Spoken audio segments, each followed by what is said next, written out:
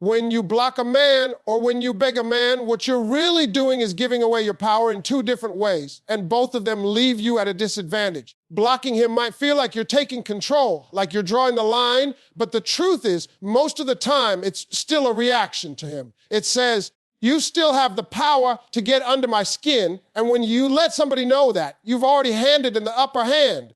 On the other hand, begging him is even worse because now you're lowering yourself. You're showing him that you're willing to throw away your standards just to keep him around. And nothing kills respect in a relationship faster than that. When you're begging, you're telling him that you believe he's the prize and that you'll do whatever it takes to keep him.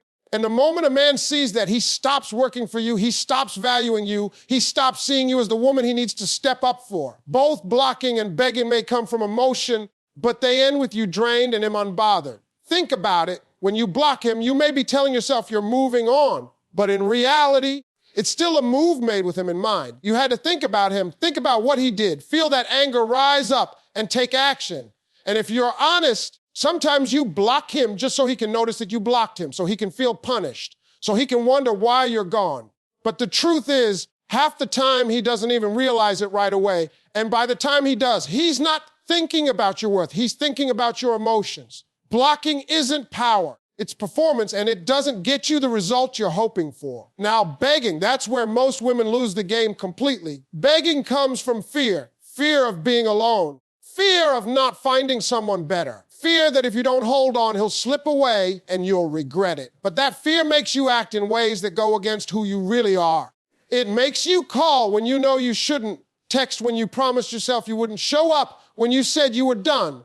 And every time you do that, you're showing him that no matter how he treats you, no matter how inconsistent or careless he is, you'll still be there, you'll still try, you'll still give. Begging tells him, I'll settle for less than I deserve. And once he sees that, he has no motivation to give you more. The real problem with both blocking and begging is that they're emotional decisions, not strategic ones. They come from the hurt, from the confusion, from wanting answers right now.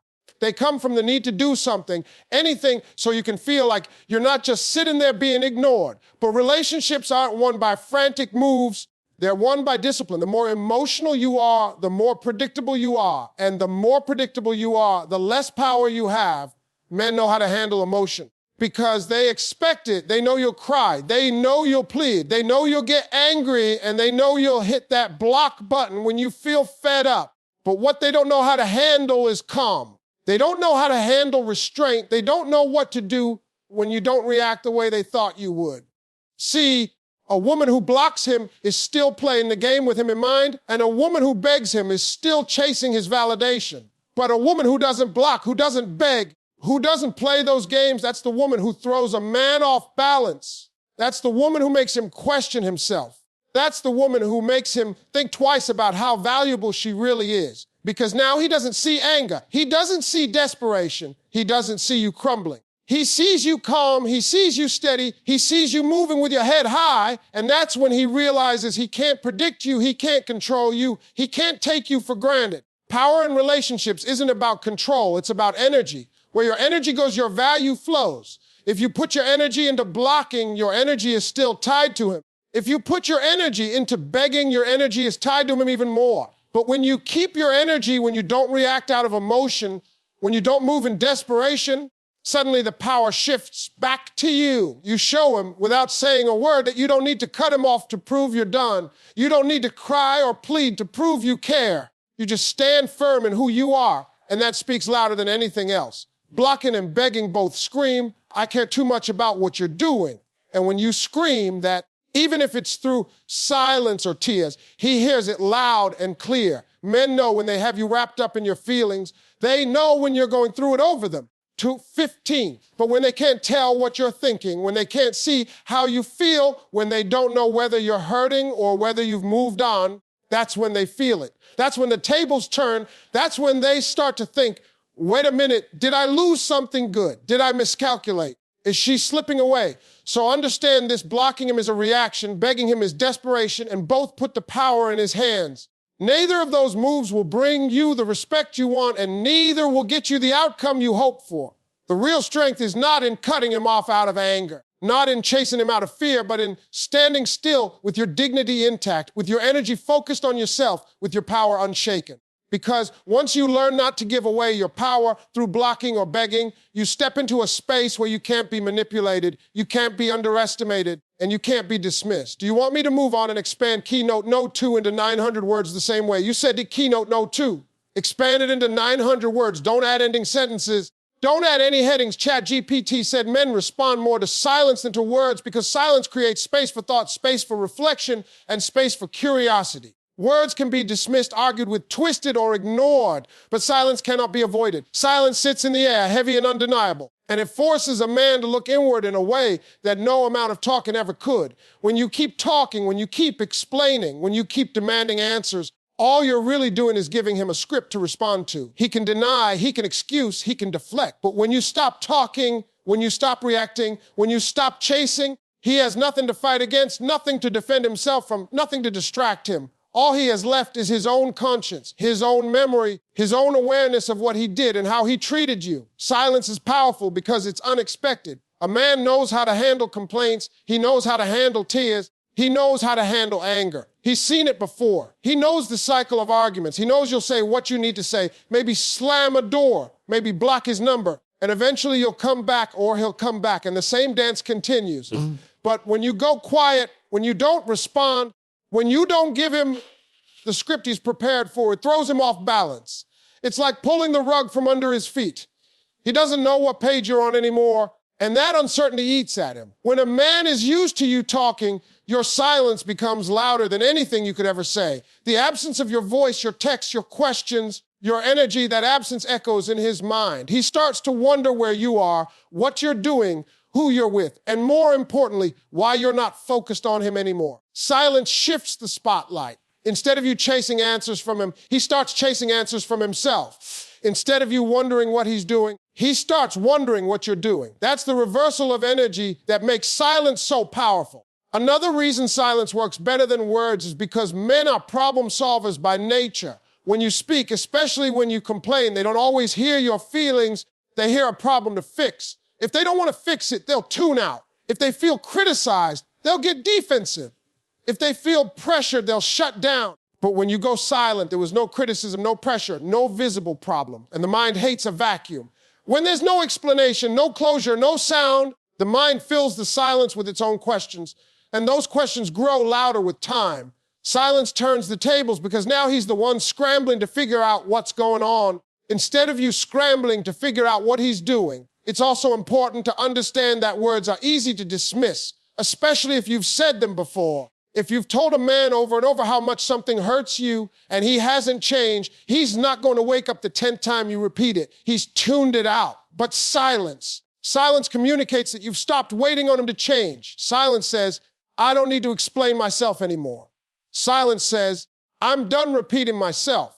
And that's when he starts to realize that you're serious. Men don't usually take you seriously when you're loud. They take you seriously when you're quiet. Silence also protects your dignity in a way that words often don't. When you argue, when you beg, when you plead, you often say things you regret later, things that give him more power, things that show him just how badly you need him.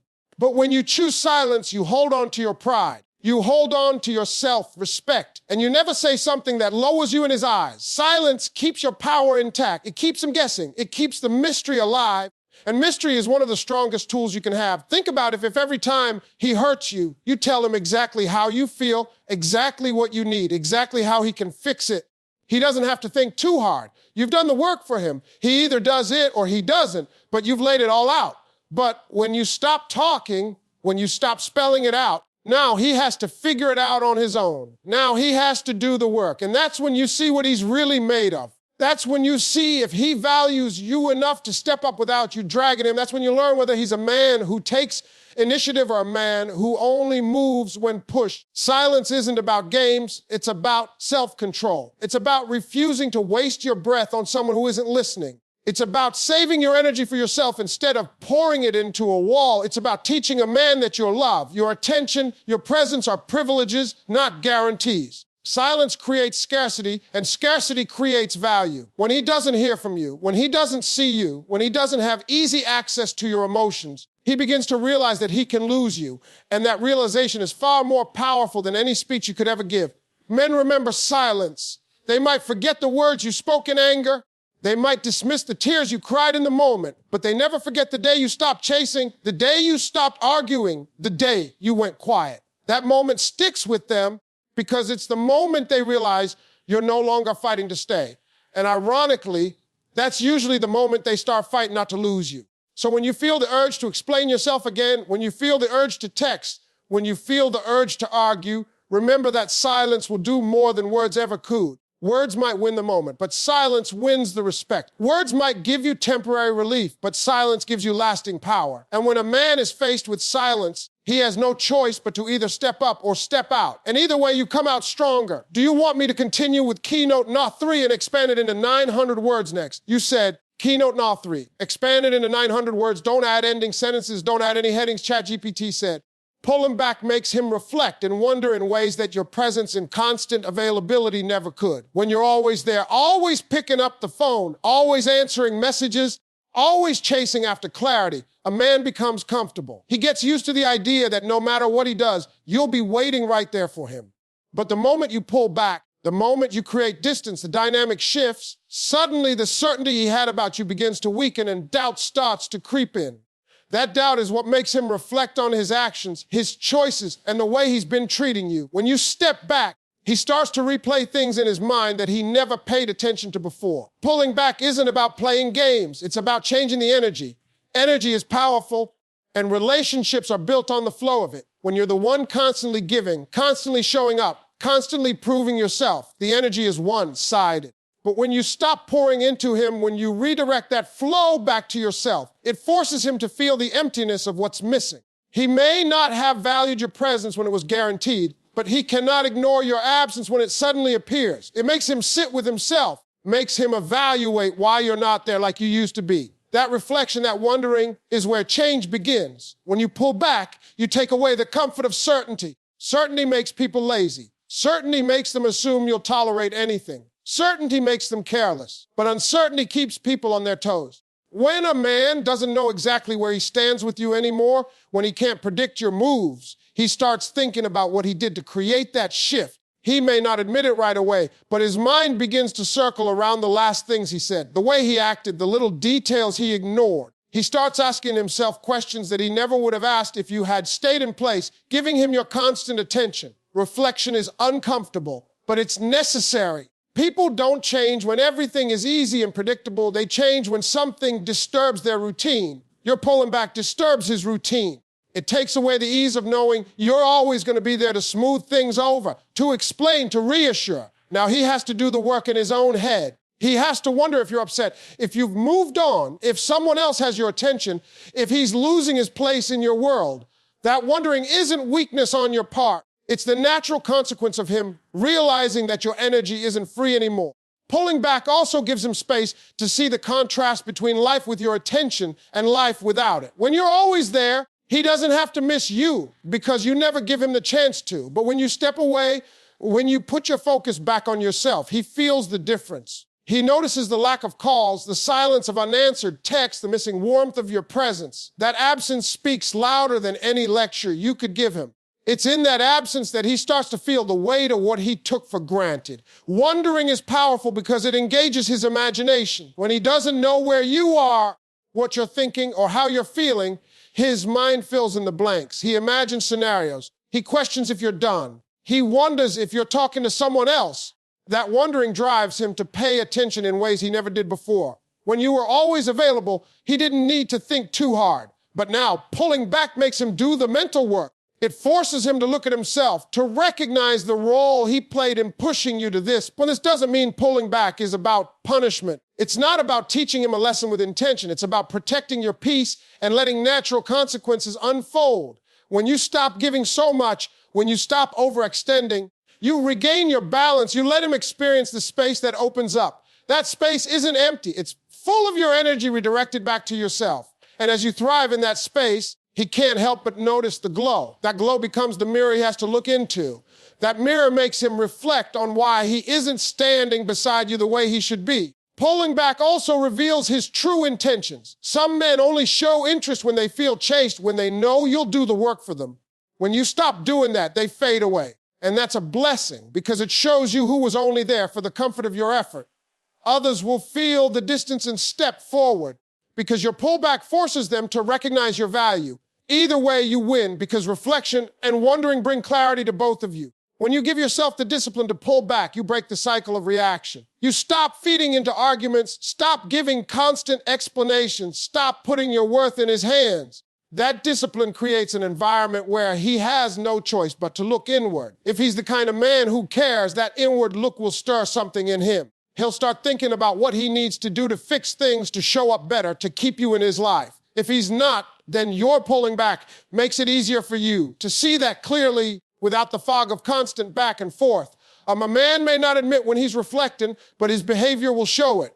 You'll notice when he checks in more, when he starts conversations he normally wouldn't, when he asks about things he used to ignore. Those little shifts are signs that the wondering has begun. The reflection might take time, but it always starts the moment you stop feeding him your constant presence. That's when he realizes that your attention was never something he was owed. It was something he was gifted. Pulling back doesn't mean you stop caring. It means you stop giving more than what's being given to you. It means you let him sit with the reality of his actions.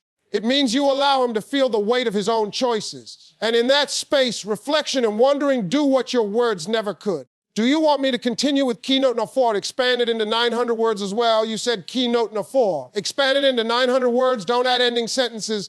Don't add any headings. ChatGPT said, focusing on yourself shifts the balance because the moment you stop pouring all your time, energy, and emotions into someone else, you begin to take back control of your life. When you're constantly checking your phone, waiting for his message, analyzing his every move, or rearranging your schedule to fit into his, you are centering your entire world around him. That puts him in a position of power whether he deserves it or not. But when you flip that energy back towards yourself, you not only take the power out of his hands, you put it where it belongs, back in yours. The shift happens quietly, almost invisibly at first, but its impact is undeniable. He feels it, you feel it. The whole dynamic begins to change. Focusing on yourself doesn't mean ignoring him out of spite. It means deciding that your well-being, your peace, and your growth are more important than trying to manage him. It's about putting your energy into your own body, your own goals, your own happiness. When you start doing that, you glow differently. You carry yourself differently. You don't walk like you're waiting for approval anymore. You walk like you already own the room. That change in energy is what makes people take notice, and that includes him. Suddenly, the woman who used to be available at his convenience is harder to reach. Suddenly, the woman who used to argue back is too busy at the gym, too busy with her friends, too busy building her own life to be sitting there waiting for him to act right.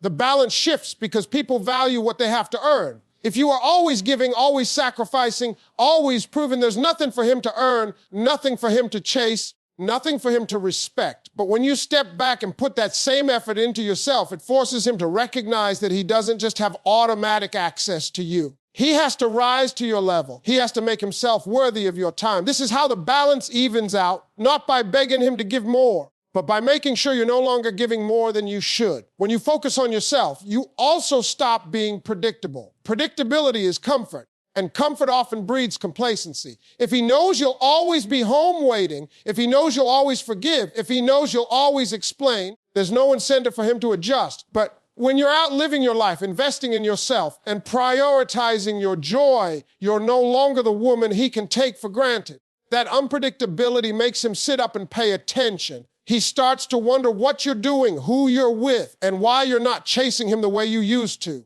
That curiosity is what shifts his focus back on you. Another part of this shift comes from the way focusing on yourself changes your energy. When you pour into yourself, you naturally carry more confidence, and confidence is magnetic. Confidence is attractive. Confidence makes people lean in without you having to ask. Men are drawn to women who know their worth, who don't need validation from anyone else, who shine whether or not a man is beside them. When you start focusing on your own path, you remind him and yourself that you are the prize. And once that energy shifts, he no longer feels like he's the center of your universe. That realization alone flips the power dynamic. There's also a deeper layer to this shift. It teaches you not to negotiate your value. When you're focused on him, you're constantly adjusting yourself, trying to fit into what he wants, trying to get him to see your worth. But when you focus on you, you no longer lower your standards just to keep him around. You build yourself up until you attract what matches your energy.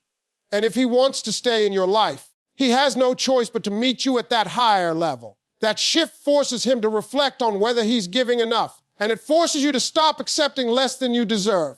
The beauty of focusing on yourself is that it doesn't require confrontation. You don't have to argue with him. You don't have to block him.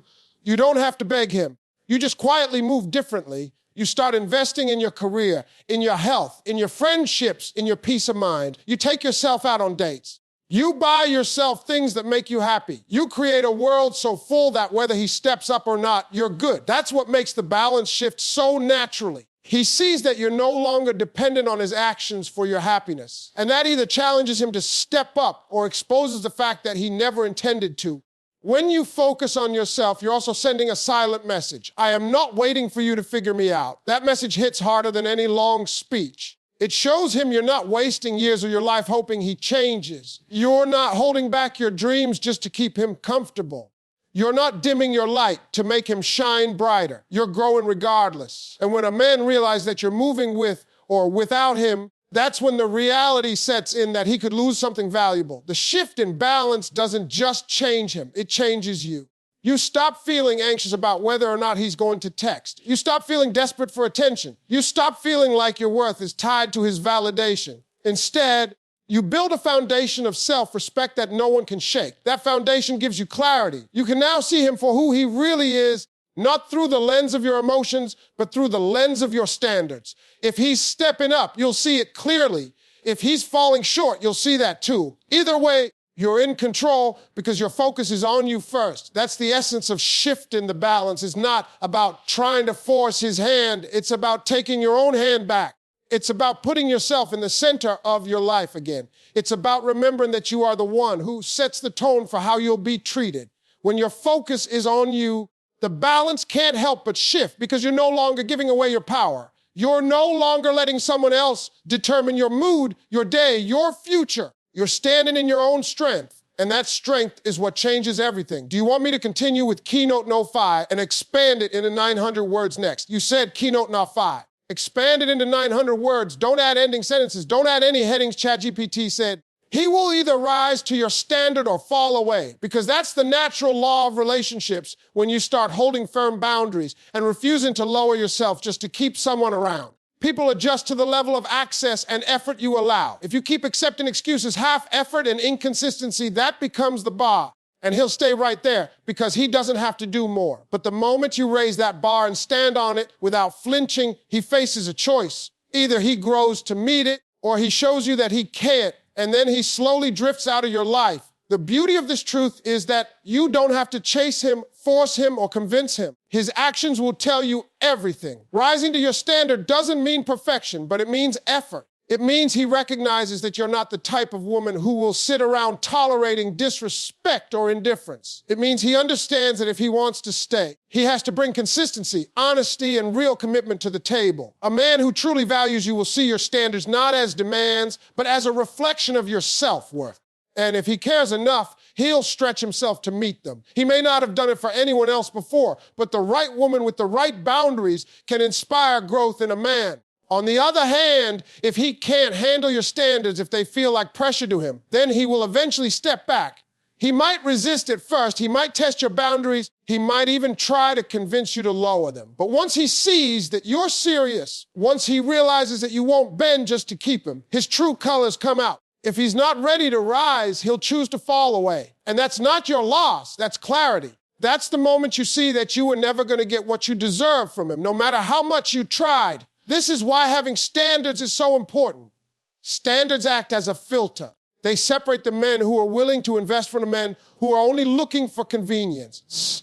They separate the ones who respect you from the ones who want to use you. Without standards, you're left guessing, constantly wondering why he's not giving you more, constantly hoping he'll change. But with standards, his response makes it clear. If he rises, you know he's serious. If he falls, you know he was never meant for you. Either way, the uncertainty is gone. What's powerful about this is that you don't have to argue about it. You don't have to announce it. You don't have to demand anything. Your actions do the work. If your standard is that you don't accept inconsistent communication, then you don't keep answering after he disappears for days. If your standard is that you expect respect, then you don't stay when he talks down to you.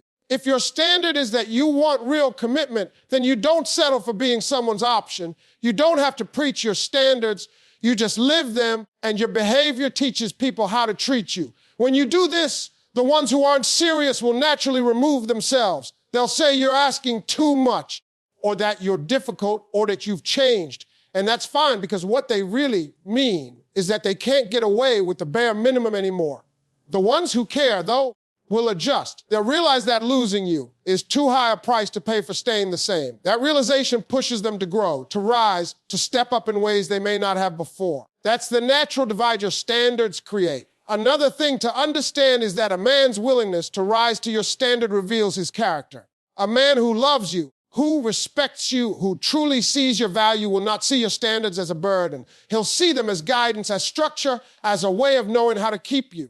But a man who only sees you as temporary, as entertainment, will see those same standards as obstacles. He'll resent them because he never planned to give more than the bare minimum anyway. And when he falls away, he's only saving you from wasting more of your time. It's also important to remember that when someone falls away, it doesn't mean you lost. It means you stood firm. It means you refused to shrink yourself just to make someone comfortable. Too many women think that if a man leaves because of their standards, it means they were too strict, too demanding, too hard to please. But in reality, it means he wasn't ready, and that's his problem, not yours. Your standards are not negotiable if they are tied to your self-worth. Allowing them to keep someone only delays the heartbreak, because the man who couldn't meet them today will still disappoint you tomorrow. This rise or fall dynamic also puts the responsibility back where it belongs, on him. You're not responsible for dragging someone into maturity. You're not responsible for teaching someone how to treat you. You're not responsible for saving someone from themselves. All you're responsible for is knowing your worth and living by it. When you do that, he either meets you where you are, or he steps aside for someone else who can. That's how you stop wasting years waiting for someone to catch up to you. Men rise when they see a woman who is unshakable in her standards. They may resist at first, but deep down, they respect it. They respect a woman who knows what she will and won't accept. They respect a woman who doesn't let her loneliness trick her into settling. They respect a woman who is clear about her value. That respect often becomes the fuel for growth. On the flip side, men fall away when they realize they can't manipulate you, can't take advantage of you, can't get what they want without giving in return. They fall away because your standards reveal that they were never willing to put in the work. So understand, every time you hold a standard, you are creating a fork in the road. He will either walk toward you by leveling up, or he will walk away because he cannot handle the weight of responsibility. And both outcomes are good for you, because one brings you a man who values you, and the other removes a man who never did. Either way, your life is lighter, your energy is protected, and your worth remains intact. Do you want me to expand Keynote No. 6 into 900 words too? You said Keynote No. 6. Expand it into 900 words. Don't add any sentences. Don't add any headings. ChatGPT said. Protecting your dignity always brings the win, because dignity is the one thing that cannot be taken from you unless you hand it over. In relationships, emotions can run wild, words can be exchanged, feelings can shift, but dignity is the constant that anchors you. When you guard it fiercely, you ensure that no matter how a situation plays out, you leave with your self-respect intact. That's why dignity outweighs temporary satisfaction, temporary revenge, or temporary comfort. When you choose dignity over desperation, you're always putting yourself in the winning position, because you refuse to let someone else dictate how you see yourself. Dignity is tied directly to self-worth. When you know who you are and what you deserve, you move differently. You don't beg for attention. You don't settle for crumbs. You don't chase after someone who has already shown you that they're not willing to give you the respect you deserve. Instead, you stand tall in the knowledge that your value is not dependent on someone else's recognition of it. That strength keeps you from lowering yourself. And it's in that decision to stay rooted in your worth that you always win, even if it feels like you're losing in the moment. Protecting your dignity also changes the way people treat you. When you allow yourself to be disrespected, when you allow someone to come and go as they please, when you accept less than you deserve, people learn quickly that they can get away with it. But when you hold your line, when you refuse to beg, when you walk away from situations that compromise your pride, you send a message without ever raising your voice. That message is clear. I know who I am, And I will not accept being treated less than that. And people, men especially, hear that loud and clear, that they may test you, but when they see you won't break, that respect sticks. Another part of protecting your dignity is refusing to over-explain yourself. Too many people lose dignity by trying to justify why they want respect, why they want loyalty, why they want consistency. You don't have to write essays, cry, or argue just to prove your worth. The moment you stop over-explaining, you stop giving people the impression that your standards are negotiable. Protecting your dignity means keeping your boundaries firm without apologizing for them. It means you don't need to convince anyone to see your value because the right ones will see it naturally and the wrong ones aren't worth convincing. When you hold on to dignity, you also protect your peace. Begging, chasing, lowering your standards, these things don't just chip away at how others see you, they chip away at how you see yourself. Every time you accept less than you know you deserve, a piece of you feels it. That's why so many people stay in relationships and still feel empty, because deep down they know they've compromised their self-respect. Protecting your dignity allows you to sleep at night with a clear mind, knowing you didn't betray yourself for the sake of keeping someone else comfortable. That inner peace is priceless, and it's what makes you the true winner, no matter how the relationship unfolds. Dignity also creates attraction. There's something magnetic about a person who doesn't fold under pressure, who doesn't chase validation, who doesn't crumble when someone withdraws attention. Men are drawn to women who carry themselves with quiet confidence, who don't make a scene, who don't beg for love, but stand firmly in their own value. Dignity makes you unforgettable because it sets you apart. In a world where many people compromise themselves out of fear of being alone, the one who doesn't compromise shines the brightest. Even if he leaves, even if he doesn't step up, your dignity leaves an imprint he won't forget. Protecting your dignity also empowers you to make clear decisions. When you let emotions take over, you may stay in places that harm you, accept things that break you, or fight battles that drain you. But when dignity is your compass, you know exactly when to walk away. You know exactly when to stop explaining. You know exactly when to let silence speak for you. Dignity doesn't let you get trapped in cycles of disrespect because it refuses to let you remain where your worth isn't honored. That clarity is a win because it saves you years of wasted energy and opens the door for something healthier. It's also important to recognize that dignity isn't about pride or arrogance. It's not about pretending you don't care or building walls so no one can reach you. It's about honoring yourself enough to never put yourself in situations that make you question your value. It's about knowing that even if you love someone deeply, you cannot lose yourself in the process of keeping them. It's about remembering that your life, your goals, your peace of mind are just as important as the relationship. That balance is what keeps you grounded, and that grounding is what brings the win. When you choose dignity, you also set the standard for everyone watching. Your friends, your family, even strangers see how you carry yourself. You show other women that they don't have to chase, don't have to beg, don't have to lose themselves just to be loved. You show men that you are not one of the women who can be manipulated with sweet words or inconsistent attention. You show the world that you understand your worth, and that lesson echoes far beyond the relationship in front of you. Dignity creates legacy. It leaves behind a clear example of how strength and self-respect always prevail. Finally, dignity is what allows you to walk away with your head high. Even if a relationship doesn't end the way you hoped, even if he doesn't rise to the occasion, even if he leaves, you don't leave broken. You don't leave bitter. You don't leave questioning whether you should have lowered yourself to make him stay. You leave with the calm knowledge that you honored yourself, that you stood firm, that you didn't betray your values. That alone is the ultimate win because people can walk away from you, but your dignity walks with you wherever you go.